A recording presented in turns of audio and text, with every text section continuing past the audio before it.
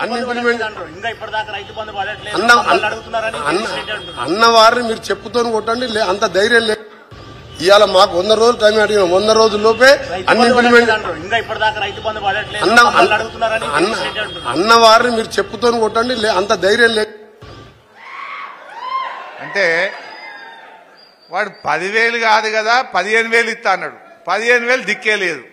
పోనీ ఆ ఇచ్చే 10,000 ఇంకెప్పుడు ఇస్తావు, ప్రజలు అడుగుతున్నారు, రైతులు అడుగుతున్నారు అంటే ఎవడన్నాడు వాడిని చెప్తాం కొట్టుర్రు అంటుండు. ఇంకో మంత్రి ఉన్నది రైతు బంధు, నేను మాట్లాడకూడదు మా అక్క చెల్లెళ్ళు ఉన్నారు కానీ ఇంకొక మంత్రి ఉన్నది రైతు బంధు రాలేదు అంటే అని అడుగుతున్నారంటే గంత ఉత్సాహతలేదా అని మాట్లాడింది ఇంకొక మంత్రి. ఇగో ఇది కాంగ్రెస్ వాళ్ళ చరిత్ర. వాళ్ళ పరిపాలన ఎట్లుందంటే రైతు బంధు విషయంలో 15,000 కాదు కదా ఇచ్చే 10,000 కూడా ఇవ్వకపోగా ఒక అహంకారంతో మాట్లాడుతున్నారు. వాళ్ళు ఎవరైనా మాట్లాడితే మరి దాడికి దిగుతున్నటువంటి పరిస్థితి కూడా ఇవాళ మనం చూస్తా ఉన్నాం. అదేవిధంగా ఆసరా పెన్షన్ కేసీఆర్ ఉండగా 1,200ని 2,000 చేసిండు. మనం మొదలు గెలవంగానే 200 1000 అన్నాం, 5 అంతలు పెంచినాం, 1000 రూపాయలు ఇచ్చినాం. మళ్ళా గెలిస్తే 1000ని 2,000 చేస్తామన్నాం, మొదటి నెలలోనే నెలకు 2,000 రూపాయలు ఇచ్చినాం.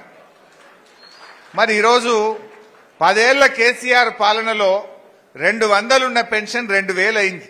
అంటే 10 అంతలు పెంచిండు పెన్షన్ కేసీఆర్ గారు. 10 అంతలు 10 టైమ్స్ 200 కాస్త 2,000 చేసిండు 10 ఏళ్లలో కేసీఆర్.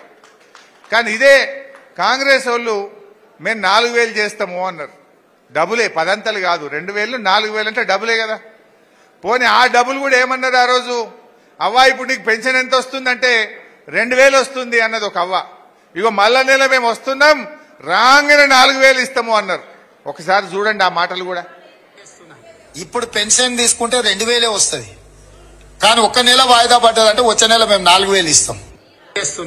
ఇప్పుడు పెన్షన్ తీసుకుంటే 2,000 వస్తుంది, కానీ ఒక్క నెల వాయిదా పడ్డదంటే వచ్చే నెల మేము 4,000 ఇస్తాం. వచ్చినా అదే ఎవరికన్నా వచ్చిందా? ఎవరికన్నా వచ్చిందా?